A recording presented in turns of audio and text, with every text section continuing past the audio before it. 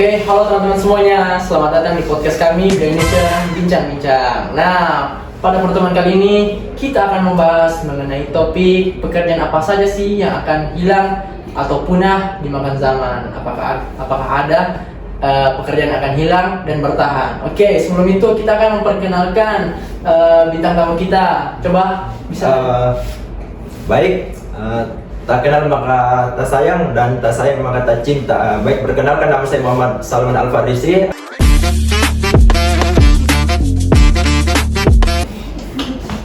Saya Bagita Nurmahda.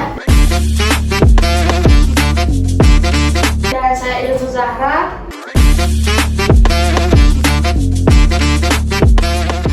Nah, itu adalah nama-nama dari bintang tamu kita pada kali ini.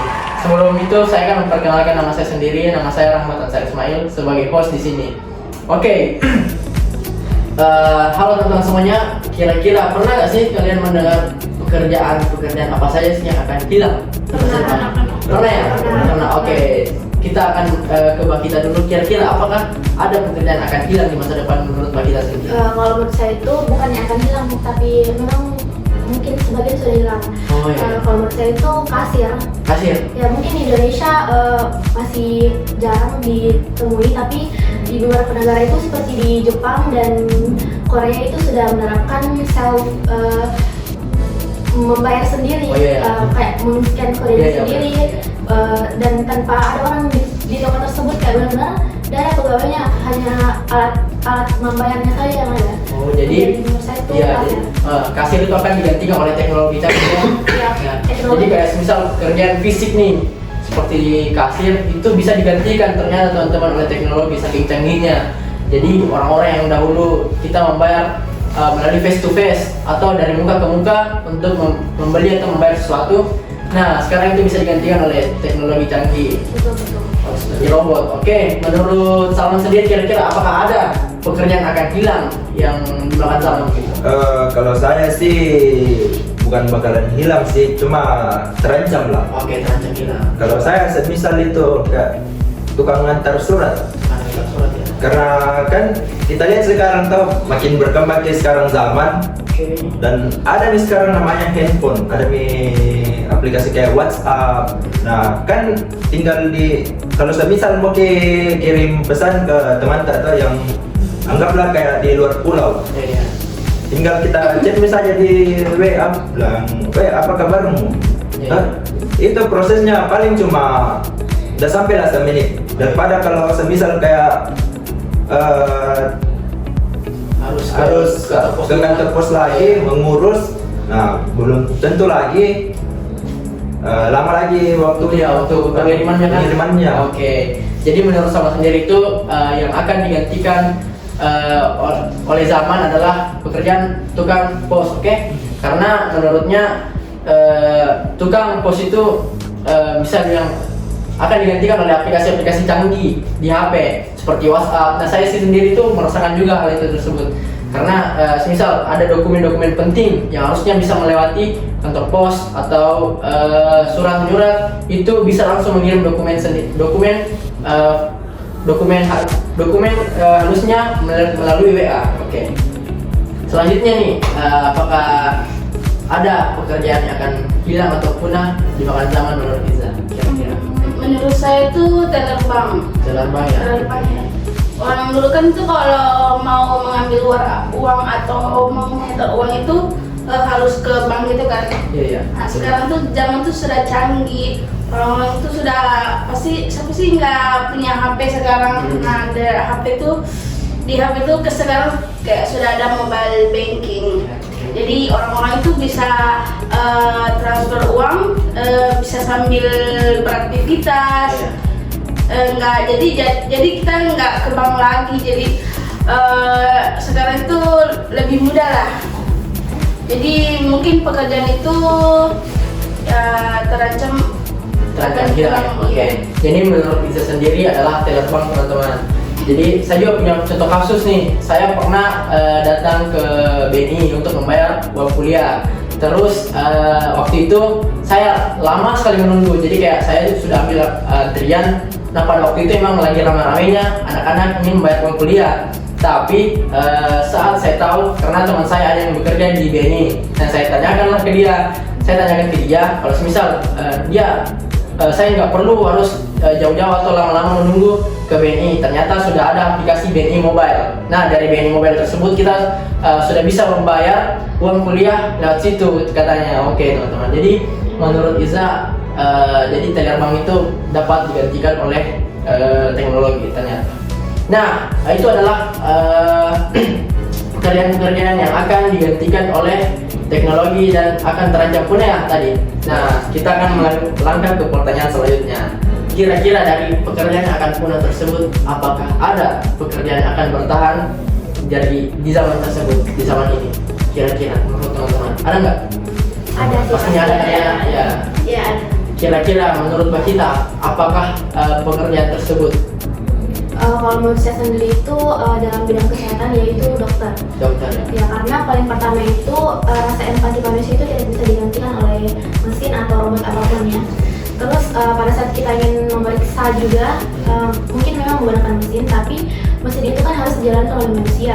Nah, jadi menurut saya sendiri hal itu tidak bisa digantikan oleh robot ataupun teknologi lainnya. Oke, menurut Mbak Kita, katanya dokter itu tidak bakal digantikan oleh teknologi canggih apapun, karena rasa empati manusia itu berbeda sekali atau tidak bisa dibandingkan dengan robot ke manusia.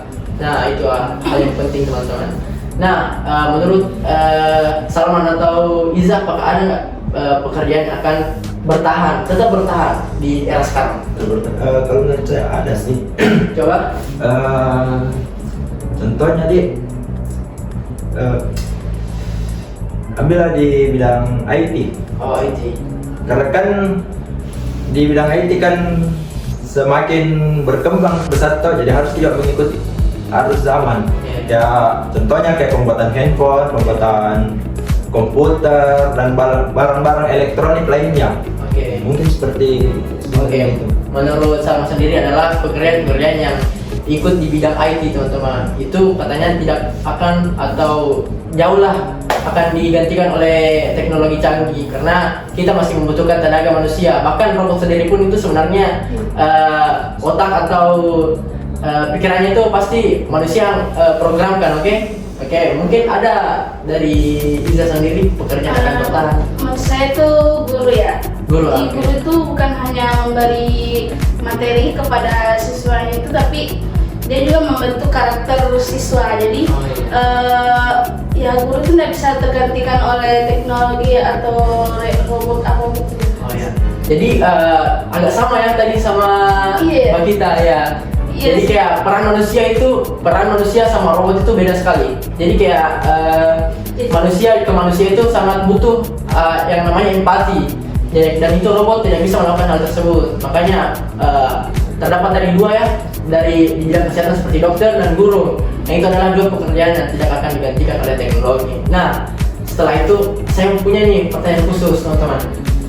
Kira-kira dari banyaknya pekerjaan-pekerjaan yang akan punah, apakah adakah tindakan kalian sebagai generasi muda nih, khususnya generasi Z?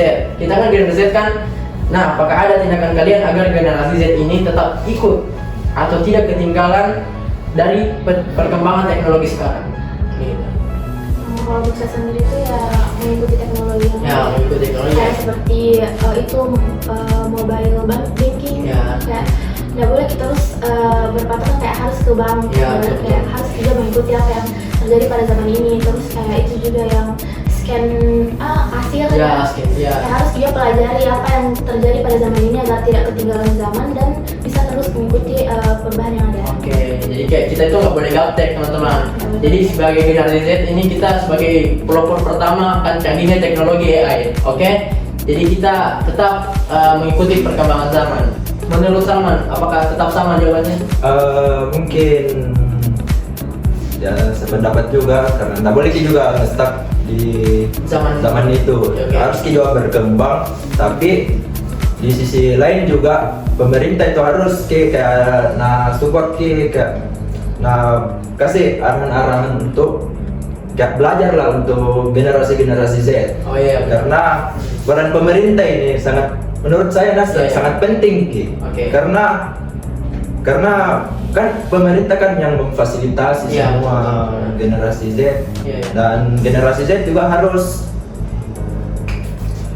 kayak memanfaatkan lah. Ya, manfaatkan fasilitas yang Manfaatkan diberikan fasilitas pemerintah yang ya. diberikan pemerintah. Iya, betul. Seperti itu. Oke, jadi menurut Salman adalah dari fasilitas yang diberikan oleh pemerintah, kita sebagai generasi Z ini harus lebih bisa memanfaatkan fasilitas tersebut untuk bisa mengikuti perkembangan teknologi. Oke, menurut Giza apakah ada atau tetap sama?